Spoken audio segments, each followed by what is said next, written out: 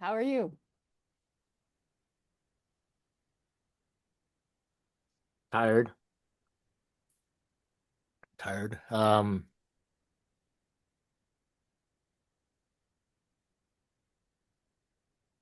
Reminded myself in a little bit, in a way that uh, the after effect of alcohol and weed just leaves me is groggy is not the right word, but it's just meh. Talk about opening on like an explosive topic for a lot of people. Trust you, Winston. Yeah. Well, I mean, that's a good topic. Um, because I think a lot of people right now are using substances in a way where they're trying to connect with themselves. Like, because, people use substances to disconnect, Mhm. which is usually alcohol. Um, Yep. I might have a couple of experiences with that in my past. But people also use, magic mushrooms or weed or MDMA or whatever it is to try to connect with themselves. And I think that all of those things can be helpful and all of those things can be overused, right? Like, because there's a saying, I forget which spiritual teacher it was that said it, but that we only need it until we have the truth, until we connect with the truth, and then we shouldn't be using it anymore. Then we need to develop that capacity inside ourselves, and not rely on. I'm not saying this about you. I'm just saying because a lot of people have this thing where they're relying on drugs as a crutch to connect with their higher self. Mhm. And at some point, it really is a crutch and it will block any further. And I've seen this. I've seen this with some clients that I worked with many years ago, um, who are using a lot of that stuff. Like I had one client who had, this is a true story. He had gone and done an ayahuasca retreat in Peru or somewhere like this, with shamans. And he'd had this incredible breakthrough, but it hadn't been enough, right? He felt like when he got back, he felt like he was still stuck. So he Mhm. figured out how he could get the materials to make ayahuasca. He researched how to make ayahuasca himself. This is true. He somehow managed to order the things he needed to do to create this thing at home. And then he proceeded to do it multiple, multiple, multiple times. Mhm. And guess what? He was still stuck. Mhm. I And not to toot my own horn, but after one session of with me, where what I did was reconnected him with his actual true self and his path, he didn't he didn't need to do any more ayahuasca.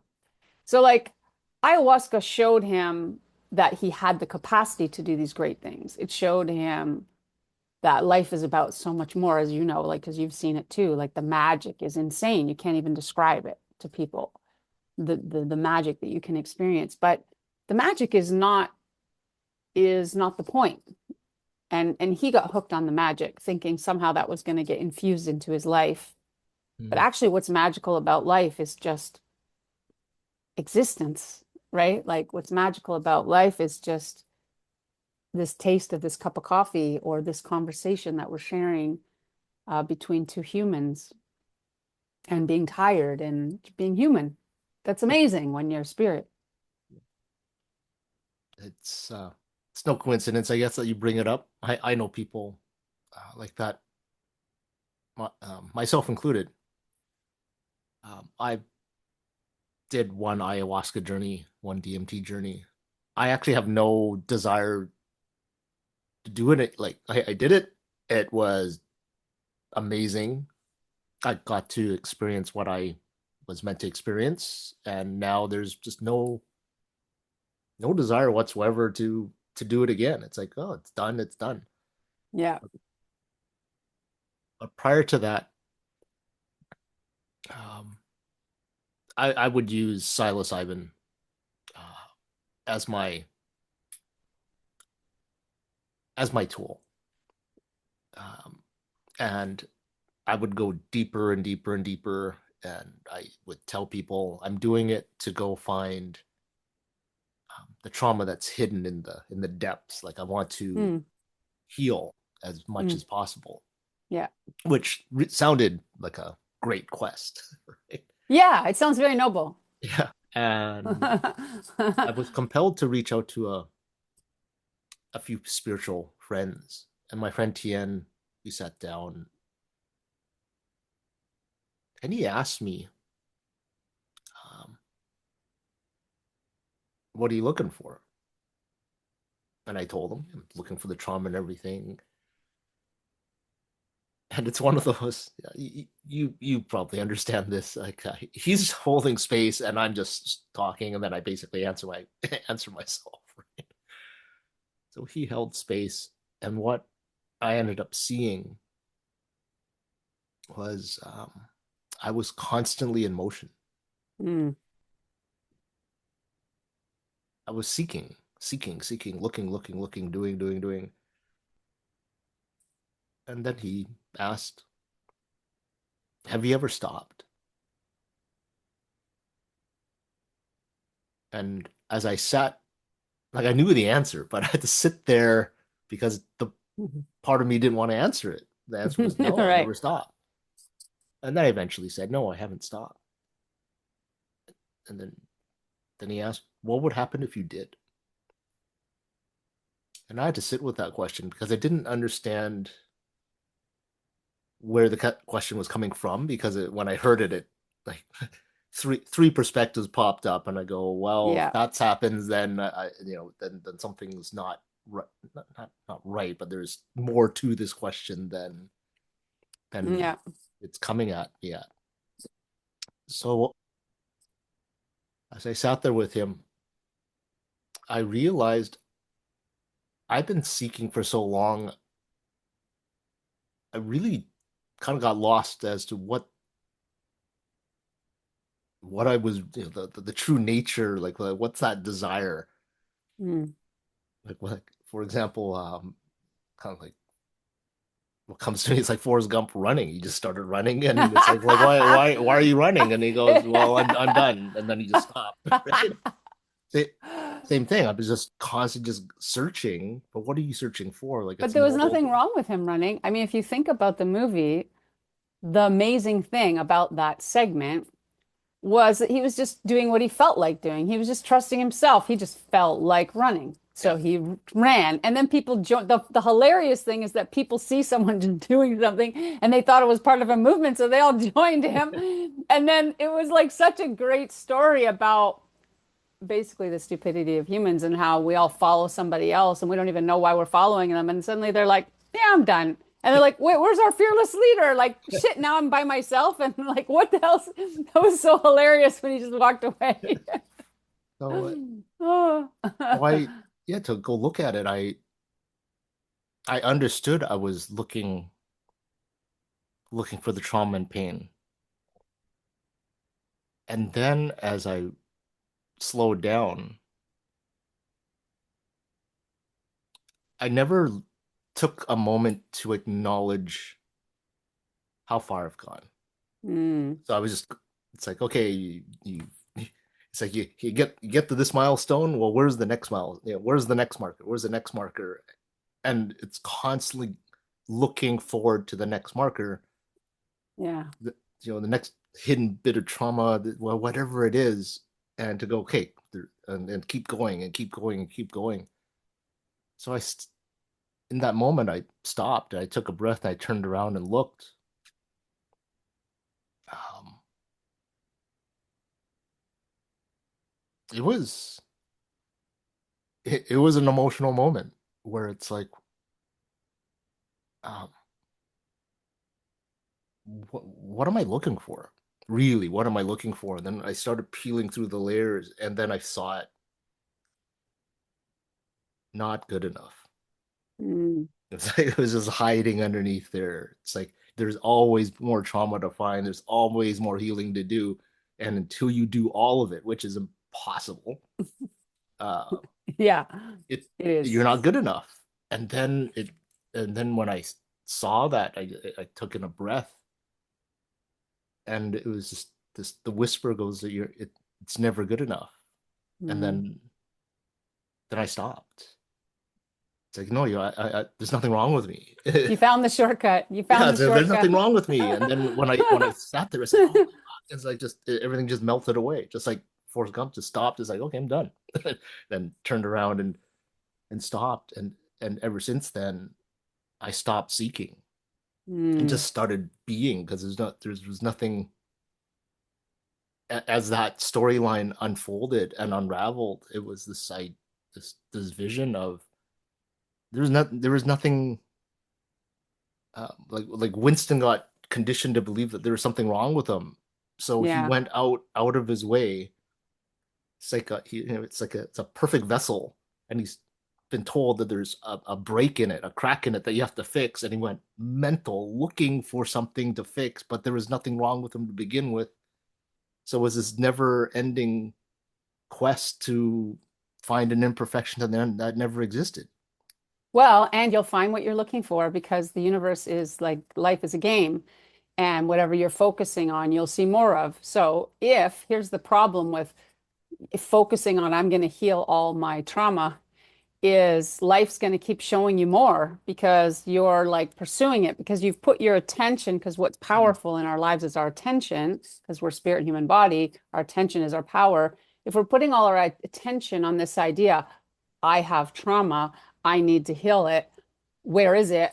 And all of our attention is there, we're just going to keep seeing more and more of it because, right? It's just like you can use that in different ways, like to solve problems. You could be focused on the solution side of things. So I always say, like, instead of thinking like how you want to find your trauma, instead ask better questions like, how can I feel better every day? How can I feel happy every day? How can I feel peaceful every day?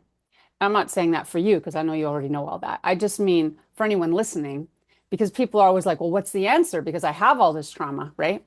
But it is still because not everyone's going to have a spiritual experience where they feel total peace. And that's because that's just a lucky, right? You and I have had those experiences, but they're kind of like lottery experiences. You can't force them. You can't chase those either. They just happen when they happen when you're doing the work, you know? But one of the things that can really help is taking that focus and focusing on something that's going to create something good instead of looking for what's wrong. So, like, how can I feel more peace? How can I feel happier? How can, for me, it's like, how can I, you know, feel more calm and be more consistent? And if I ask those questions every day and with a playful energy where it's not like there's something wrong with me, it's like, oh, how could I, feel better every day? Then you're going to start attracting because your energy is focused in that direction. For me, the language is important. And when you say, how can I be more peaceful every day? And then you're Mm. focusing on answering that question by trying to answer the question, you're Well, you're not creating the answering the noise. question. God's answering the question. Okay. Your Well, higher self is answering the question. I was interpreting as, okay, I need to I be never, no answers come from here in my I, work, in I my need to be world. more still. Yeah. And if you're focusing on the Yeah. stillness, then you're not being still because you're focusing on the stillness. No, you're handing the question over to the God force. Because for Yeah. me, that's the only way to answer questions. When you have big questions, trauma is a big question. You're working with the God force to try to heal trauma, right? But if instead of doing that, you focus on the opposite, which is the end result. If you focus on the end result, well, really, the only reason you want to do all that trauma work is you want to feel peace. Let's be real. That we all just want to feel peace. Well, why don't you just focus on that? Right? How can I feel more peace? And then you're handing that over to the God force, and then you're going to get whatever Mhm. you need. It's just going to show up. So, yeah, I would never recommend anyone sit and strategize with their little human mind to solve anything serious Yeah. because it's just a repository of previous things that have been learned. So, so from being still and letting go of the quest, uh, things started slowing down. Uh, a lot of beautiful things started happening when I stopped seeking. Like when Mm. and what I've been sharing with a lot of people is I was looking, so I'm projecting the energy out, Mm, even though it's even though it's internal. I was still looking for stuff yeah. instead of just being. And when I stopped this frantic search, and then the energy started, my energy just started collapsing back together and becoming coherent. Calmness, sensitivity, awareness, because I'm not constantly scanning. I'm just Yeah. being right here, and it's Yeah. that you can notice everything because everything else is now moving, and I'm not Yeah. moving in the field. The field is now moving around, and I'm just observing it, and Yeah. it changed a lot. So going back to last night, just having dinner with some friends, tried a new beer. I don't, I really don't drink that much, but I go, I've never seen this beer before. Had a beer, and I know my own myself. Having a beer is no problem. Once I have two, it's it's like the threshold is crossed, and now basically all inhibitions just go disappear. A joint comes out, take a couple of puffs of a joint. It didn't really do anything, but it did enough physiologically that when I went to sleep and I wake up this morning, it's like all that. It's like my head's full of cotton, just kind of cloudy and foggy. Right. And it's very clear. Did that? This is what happened because I don't normally do that. So this condition, this result, Yeah. aftermath, isn't here. And to me, I explain that as, why am I choosing to inject noise back into the system? Mm, To me, it's noise. It's no judgment on it. It's just noise. And I yeah. want the clarity to be able to hear Winston, and hear the divine, and hear the field, and feel. Right. And now it's kind of like he's still like stretching and waking up because he's dozed off and he's all dopey.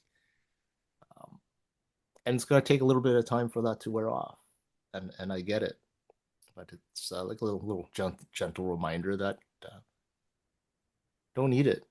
And Yeah. believe me, I drank plenty. I remember that going for a physical, and they took the doctor took blood work and everything, and this was it was pre-COVID, and I was actually so scared of the uh, the blood work, because the version of me back then, this was like many years ago, Hmm. he was afraid of dying. So Oh, what happens if a result comes back that's like, like, I got something important I gotta tell you, and then all this anxiety came up. so you just didn't want to know. That was like fear of the unknown, Yeah, basically. I didn't want to know if there was something wrong, but I never asked, why would there be anything wrong? You're healthy, you're a healthy person. That's so typical of, I just want to point out there, it's really important for everyone listening because catastrophizing is something that's really common to humans where our mind, that's just how our mind works because it identifies problems. That's what its job is, sort of. So it will find a problem and then it will fixate in the problem. But if we're not stepping back and observing and going, is that like a real problem? Then it'll go straight into solving a problem. It's like I read, I don't want to cut into your story, but this is just really cool relation. Is that yesterday I saw this story about this woman.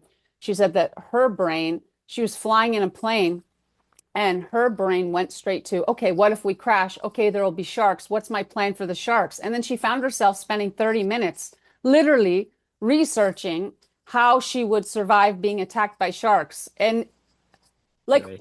right? And this is a logical person who, like, runs businesses and stuff. So I thought it was really interesting that that is something, if we don't have that awareness, it's going to be a problem for any of us. Yeah. Yeah. It's almost you, almost, it's the first steps of actually manifesting it into your reality. Mm, Um, so I didn't, I didn't want to freak myself out. The doctor called me back when the lab results were sent to him. Sat down, he had a big smile on his face, so I took that as relief. He says, "You're great." Um, I, I had a question about my liver. I used to drink a lot. Is there any signs of liver damage? And he looked through it and he goes, "Nope. Um, yeah, you're all everything's fantastic." Uh, which was surprising because I truly believed I did some damage to, or yeah, the human did some damage trying to numb out all that pain. Yeah. I also probably didn't give this beautiful body credit that by stopping ingesting whatever, uh, choose your poison of choice, uh, Yeah. it can heal itself. You know, it's designed Yeah. in such a way that it can heal itself, and I experienced that as well. So from from there, I'd love to go and circle back to what you said about feeling, Mm. because I got to it reminded me um, of a moment when I was with my dog, and she caused a wave of emotion to appear, and it was I was so aware of this wave coming that I could just relax into it. And if I had to describe it so people can visualize it, it's like in a movie when you have like a specter, like a ghost, a specter, Mm. or a hologram coming at you, and it looks so real, like a wave of water just coming at you. Mm. But in the movie, the person's not looking at it, doesn't even recognize it, and it just passes right through them. Yeah. And that's what happened. I called my dog. Dog's in there barking with the neighbor's dog. Wouldn't return right away. Kind of even looks at me, looks over, gives me the look, and it said, "Yeah, I'll come when I'm ready to come." And I felt this massive wave of frustration and anger, and it was Mm. coming. And when I told myself, just don't interact with it, just soften and just it passed right through. The Mm. dog ran up, and I could feel this crossing of frustration and anger go by, and then the love for my dog that came back, and the awareness of these two things happening simultaneously. Wow. I go, this is really cool. It I've always knew I could do one and then like separate, but having Yeah. them happen simultaneously was a beautiful moment. I mean, it is beautiful and it'll help you to teach others and because that's obviously what you do is you're a healer and these are the experiences that make it possible for you to understand and hold space for others because they're not going to usually most of us are not going to have that experience where we have an emotion coming on and we can see it and then we can stay with it and then it'll just pass through and then we can be aware of that. You know what I mean? Like that's a really high level of awareness that's developing in you because of your intensive awakening for the past year. Um, for most of us, and even people like you and me, not every day, because you're not going to have that experience every day. As you know, it's kind of funny the way that we can have these amazing experiences. And the next day, we can be as human as anyone and just totally like blindsided and like curled up in a ball, going, "Why?" You know. So like that is the reality of life on Earth because we're in this game, and this game is hard. So, um, so I just wanted to put forward this idea. Maybe you want to make the connection for people of how you think like somebody could manage that or notice that if they didn't have that high level of ability. It, the work I introduced to clients, people I work with, there's stages, and when I reverse engineered just using myself and reverse engineered the process, at every stage, it's just more and more awareness. Mm, Because once when you're aware that something's about to happen, then we have choice. yeah. But when we aren't aware, then a reflex happens, like a counterpunch, a defense, something happens. And when that happens, it's so quick that it's very difficult to grab it and stop it. So when we have the awareness, like, okay, this right now it's going to go trigger this response. Okay, now I Yeah. can choose to put something the way or step out of the way, whatever. We have a moment that we can choose different. Yeah. And when we continue to do that, that that reflex, it slows down, or the time gap increases. Yeah. So For in this sure. case, it was being able to just to look at it. So like, here comes a tidal wave of emotion. I'm very familiar with the tidal wave of emotion. Like this is the amount of awareness I had because I'm able to look at it, describe it, feel it, like multiple Mm, steps, and it's like, okay, um, I'm not going to engage with it. I'm just gonna let it pass and see what happens because I had yeah. no idea because I had two contrasting emotions happening simultaneously. And I go, is this going to wipe this one out? Are they going to blend together? Like, what's going to happen here? Like two waves hitting. What Yeah. what's the result of that? And I've never expected them to just cleanly kind of like pass by each or like That's so cool. pass by each Yeah. other I love that. without really tainting the other one. So for Yeah. the initial step really is to go and understand that you're just being triggered. That's it. Okay, I'm triggered. Now what? Okay, my next step is to understand why you're being triggered. My favorite example is my mom. I used to look at my mom and I could just get angry, and I Yeah. never. I think that's common for a lot of people, by the way, because as Ram Dass says, if you think you're so enlightened, go spend, oh, a week with your parents or whatever it Yeah. is. So it it starts with that, and when we start understanding that there is a trigger, where the emotions are coming from, why the emotions are coming what stories are attached to these emotions, because we're trauma junkies, and Oh, as that's so true. We should and get into that later since we're talking about drugs, right? and I didn't understand for myself. And when I did, I realized that when I was a kid going to school, we owned a corner store, and I would walk through the store, the front to go to school. My mom would be there, and she would nag at me every day about something before I exited the store. Yeah. And I didn't understand that nagging created a stress response that released cortisol and dopamine, and my body got used to it. It's like having that cup of coffee every day before you get started. If I Mm. didn't get that, then I actually couldn't. I was missing something. I was missing my Yeah, hit. your identity was attached to that feeling. It Yeah, feels like me. yeah. So so it turns out I couldn't understand. Like, why do we just have this really warped relationship where we have to like piss each other off, and then we can carry on, right? Like we're happy afterwards, but why do we have to create a scenario where it's like, why do you Mm. have to say that? Like, why are you so mean? Whatever it is, Mm. it's not emotionally fun. Yeah. But once that moment happens, it's like, no, no, no, it's all comfortable. And I never understood why until I started breaking it down. And how I explained it to people is A plus B equals C. I am A, B is the other person, C is the outcome.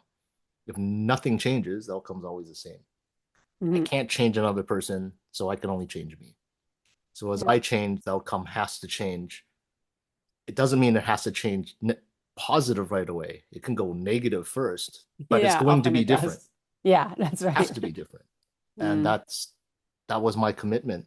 And over the last 5, 6 years with my mom, it's still far from perfect, but we're not butting heads every day. We have, um, they're not super often, but yeah, there's there are attempts at conversations, and then when Yeah. we feel into it, they're beautiful conversations. But quite often there's just silence. Like we can just sit there, but there's no tension. Like we can just sit there, not say anything to each other, but there is just this calmness between the two of us versus this anxiety. It's like, oh, like walking on eggshells. If she says something, then I'm going to Yeah. react. What? And we're just waiting for the first person to break the silence. Now the silence can be there and just be there. And then if we choose to speak, a conversation can actually evolve from that. So I take that as a massive shift. Yeah, I mean Well, that's a huge achievement, Winston. I just want to like stop there to say for for you and for anyone listening that is huge achievement because you were the one who it's very difficult when you have one of those relationships where your identity is used to feeling a certain way, used to a certain dynamic, and the other person is going to automatically feed into that dynamic because they also have the same addiction. We'll call it addiction. It's not really addiction the way we talk, but it's it's something that we're so used to that it forms part of our identity. And so we all have people in our lives, and they're usually our parents or siblings or something like that, where we'll play this out over and over and over like Groundhog Day. And it's so sad that so many people just do that for their whole lives and they die. And like for you and me, we're just like, whoa, it doesn't have to be that way, right?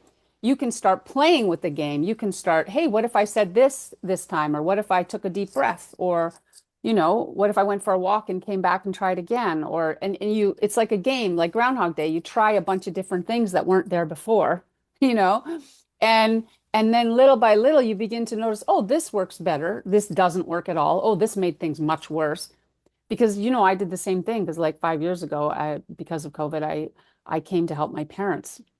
I literally moved into the house and this was after we'd been estranged for years and I had never even spent the night in like a couple decades, like like we were so estranged you wouldn't even believe it. And I had to go through that same process where we had all the triggers that were just so automatic, so instant, and they have all their triggers with each other, but like I had to function because I had to work, but I couldn't leave them because it was COVID. So I was trapped. So in a sense, I had to use my method, right? I had to use the third person method and I had to use other methods, meditation, whatever, but mainly I used the third person method to like step back from my identity and go, okay, Shawn, what's happening right now? Okay, you're angry. Why? Okay, yeah. Well, how is this? This has never worked the other 6,000 times we've done it. So how is it going to help this time? You know?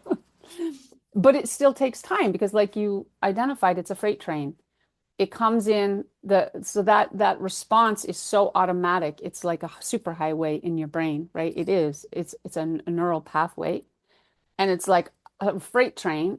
Like for me, anger is the protection, right? Because when I was a child, my parents were always dysfunctional and screaming at each other. And so anger just became a normal response because it actually worked. It would actually get them to sort of listen. Anything else didn't work at all. So, so the funny thing is, or not funny thing is, my brain is like, oh, when things are complex and overwhelming, get angry, you know? And that, as you can imagine, didn't work well in my relationships or in my like other life, my regular life in the regular world, but it had worked with my upbringing. So yeah, so I had that addiction to anger, addiction being like it felt like safe, it felt like home, it felt like this is what we do in these situations. And of course, then you grab onto that and defend it, where you're like, no, I have a right to be angry because these people are doing these things to me, but you're still just feeding the addiction. You know, you're feeding that identity-based thing that I have a right to this. But when you start looking, I'm like, wait a minute, I have a right to destroy myself with anger, you know? Yeah, I do, but do I really want to destroy myself with anger? Because, there's that saying, I don't know if it was the Buddha, but people always quote the Buddha, but it's like, you know, but blaming somebody else is like, eating poison and expecting them to die because you're the one ingesting all the anger. And I was like that. I had autoimmune disorder. Like I had so many health problems. I was constantly sick, constantly going to hospitals, constantly having weird problems and little surgeries and, hormonal issues. And it was all because I had so much rage inside me and I it was part of my identity. Mm. And so to begin letting go of it, the hardest fucking thing was realizing this is not me. This is not mine. I don't need to keep this. And I remember the first few times I started doing what you did, which is stepping back and letting it go by or trying different things. There was a part of me screaming at me, going, don't let them get away with that. This is not how we do this, you know? And I was like, yeah, but that hasn't worked. That's the awareness. I'm like, yeah, I hear you, but that's not working, you know? So I guess what I want to say is like, I want to make sure people understand that we both know, even though we're talking about it, it's an extremely difficult thing to do, and yet it's still worth doing, right? Because it is how you change your life completely, because you begin to realize that that's not your identity, right? That anger you felt toward your mother, the irritation was not part of who you are. It's something that got installed in your childhood somehow, right? Got installed. It's not yours, right? And for me, that anger also got installed as like a coping mechanism. It's not me, it's not mine, but it's been there since I was like 5 years old, you know? Well, to speak to that, um, I was doing a float and I got to a space where I was shown uh, by the divine. It goes, pain exists, love exists, suffering you created. Um, your doubt, all the things that you doubt, you created. Everything's possible. Anything that is you don't think is possible, you created. So I asked, what would it feel like to have no fear and doubt? And in a blink of an eye, it was stripped out, and I got to float there without fear and doubt, and it was incredible. I was in that space for about half an hour, and then I asked, what would it be like down to like the cellular level, if like there's just this entire body just didn't have any of it. I said, okay, here you go. And when I exhaled and just took that moment in, it the amount of clarity and power, not like egoistic power, but it's just like this beautiful feeling of anything's possible. It's like literally think of it, and I can create it. In that space, I realized, um, going back to my mom, the realization that everything that I resent and hold against her, I created. And that yet another moment of Winston radical acceptance. It's like, yeah, I created all of that, which means I created all the pain that she's experiencing or has experienced in the past. Like I kind of like looked at it as like, I'm acting this way. I'm acting this way against her.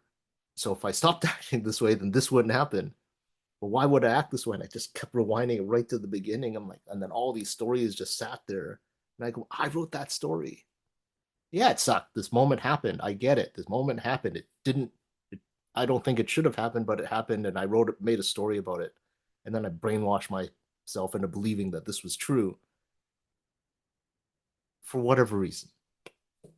And when I let it all go, I started crying because I realized that this this hologram creation that I created and continually tailored every day didn't need to exist. Powerful. And I created this experience and I experienced our relationship through it and what she says to me through it. So it's like this beautiful holographic translator, emotional manipulator that I created. And I was tired of it. I went, So when I saw that and and got to rewind to, decades of a lifetime of a relationship, realizing that I was living it through a lens that I created myself.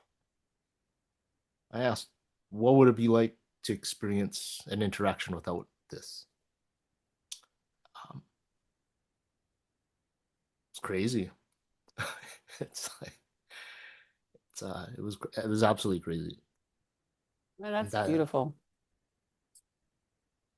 and And then the work is then to be aware, because that you call it that old imprint, I'll call it whatever it is, that this version of mom that I created, um, you know it I've been creating it over a lifetime, so it's just not going to mm, snap my fingers and disappear. It's there, but now that I'm aware it's there and wants to yeah, slide in place, I'm going, no, no, and eventually it'll stop.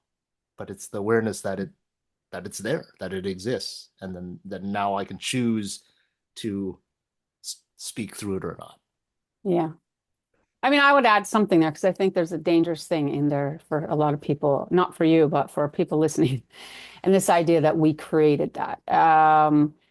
We didn't create it consciously. It was subconsciously, automatically created when we were too small to make sense of something, Yeah. when our senses were overwhelmed and we were getting flooded with emotion and no one had taught us how to modulate them.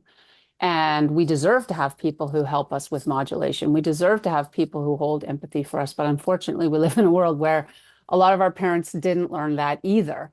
And so we did the best we could. It wasn't something that you could have done different, right? It's not like I could have done something different than rage. Rage was the thing that protected me. And for you, whatever it was the thing that protected you at that time when you were younger. But as we get older, right, it causes a problem because Yeah. now we have this, you called a story, I called a recording, where it's like a recording of that person that just got installed like a computer program. I think of it more like a computer program that just got installed, and it's now our life manager and it's inside of us and it's bitching at us and complaining, but it's just a recording.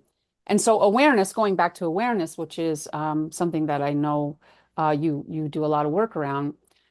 When we have that awareness, we can notice that adult imprint or, the stories or whatever it is you want to call it. But you can notice that there is this voice, this life manager, this thing that's happening that is causing us a lot of pain.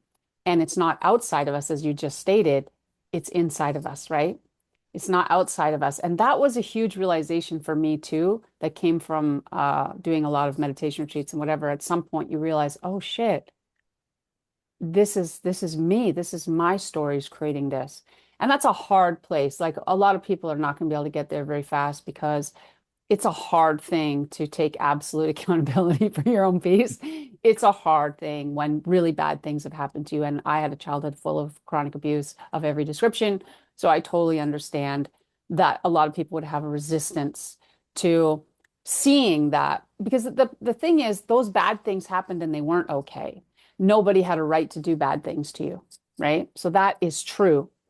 But now, as an adult, when you're sitting here, for example, if I'm sitting here and this is what would happen to me, and I'm sure it would happen to you too, everything's safe. I'm sitting here, I'm safe, I have my coffee, but in my mind and in my body, I'm still back there in my childhood. I'm still angry. I'm still sad. I'm still hating myself, hating others. And so, in a way, I'm tarnishing what could be this beautiful moment right now where I'm alive. And there's so much good that can happen, you know? So, like, that's where it's a problem. It's true that bad things happened and they shouldn't have happened, and it's sad that they happened and we didn't deserve them to happen. But we don't want to allow that to tarnish the years we have left because every moment is so precious. So, thanks for clarifying that. And when I said, yeah, we created it, you're absolutely correct. It happened when I was like 3, 4, 5 I years don't think old, you created it on purpose. and yeah, did some, like, I shared this. I was playing with my sister and uh, playing with the hammer, and the top of the hammer I didn't know was broken. It flew off and it hit the TV set, and it broke the TV. My father confronted me and told me to tell him the truth, and I lied. And after that lie, I won't save the brutal details, but I got beat. And when that beating was over, and I could just feel, you know, the body was just throbbing. And then I asked why, and that's, then to try and rationalize this traumatic emotional moment, with whatever information that, limited vocabulary I had as a child. That's the story of, you did whatever it was, and as you said, it's programmed. Click, there it is, and now it just loops and loops and loops and loops and loops. And another thing that people don't understand, emotions don't have concept of time. Um, Something that happened, when I was a child, focus on it. It's like it happened just right now. So it's stored in this body. And the only way to get rid of it is to feel it. And I get it. I didn't want to feel the pain. It's never pleasant. So why would I want to go do that? Rather just disconnect from it. Doesn't mean it goes away. The energy's in here. Uh, and I did a lot of numbing out because it would flare up, and so I don't want to feel it. Drink more. Oh, okay. The alcohol doesn't work. Okay, well, there's some pretty amazing substances that really help you disconnect. I didn't understand the the the fallout from that level of disconnection, because you can't just disconnect from pain. When you disconnect from pain, or when I disconnect from pain, I disconnect from joy. And I remember there was a time I was at an event with my siblings, and someone cracked a joke and everyone's dying, and I'm physically laughing, but I couldn't feel anything. So I asked my sisters, like, hey, what are you feeling right now? She goes, what do you mean? She goes, you're laughing, I'm laughing, but do you feel like warm fuzzy feelings? Like, well, what's happening inside of you? She looked at me and she's like, are you okay? I'm like, no, because I'm pretty sure I'm not feeling what you're feeling. Mm. And she was worried that I was having like some type of whatever by bringing this up. And I go, no, I'm just so numbed out that I forgot what joy feels like.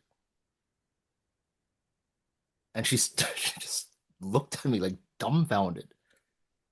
And I walked away, and I sat there like, I actually don't remember what joy feels like.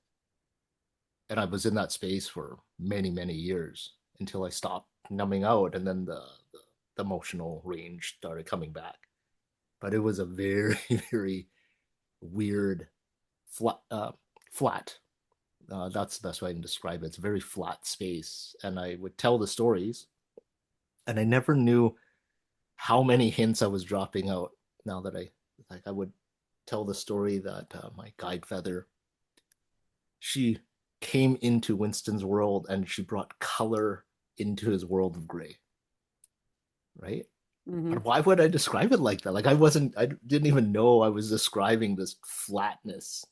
And then she would come in. I see the vision. She'd come in, and it's like just color and rainbows would come in, and he was reminded of how beautiful and colorful the world was. And then she left, and then she took the color with her, and then it went back to a world of grayscale.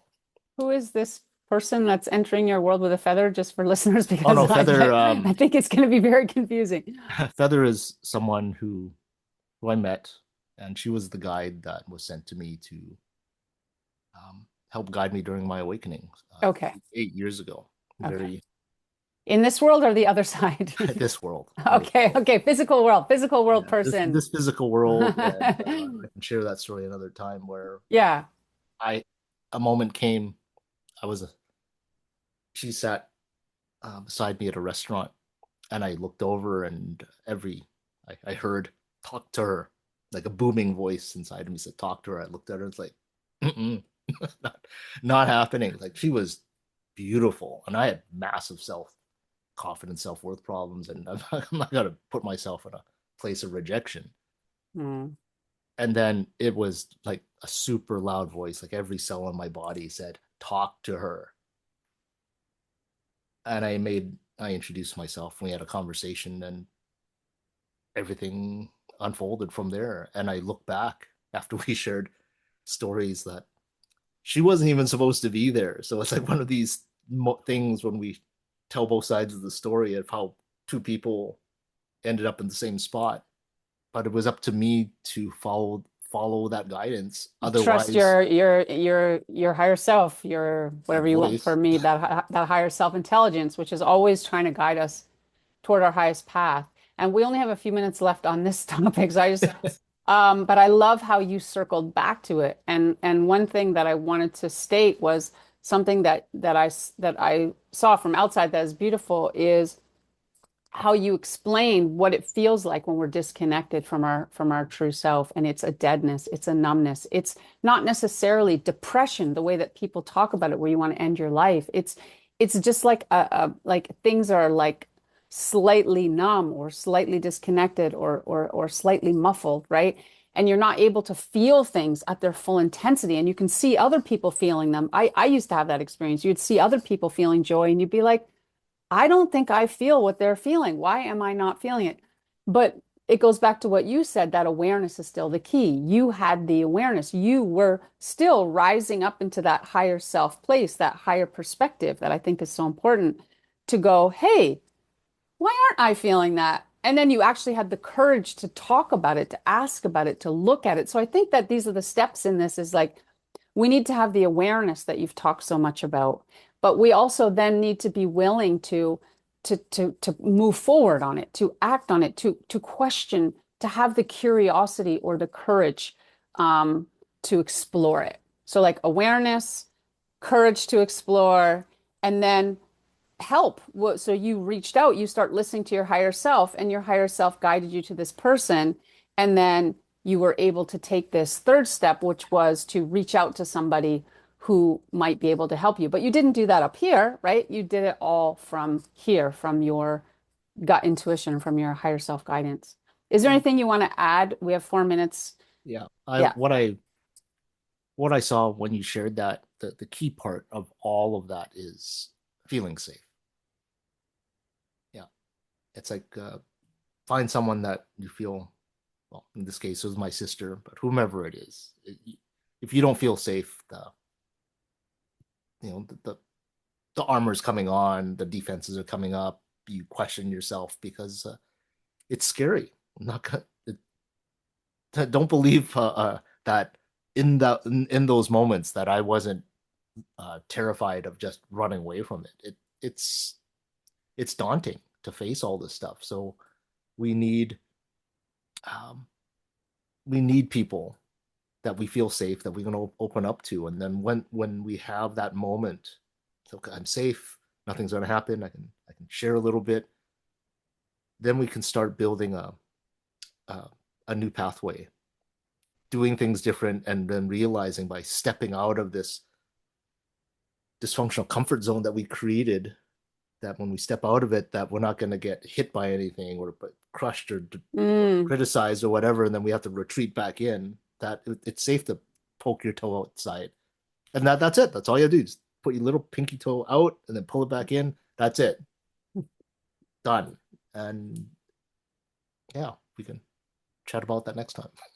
Yeah, no, I love that. That's a great place for us to begin to close out, which is because we always want to make sure that we're sharing these experiences of our own, but to make sure that it's something that other people can use in some practical way, some helpful way, because this path is so hard, and even just what you're talking about there, it's so hard.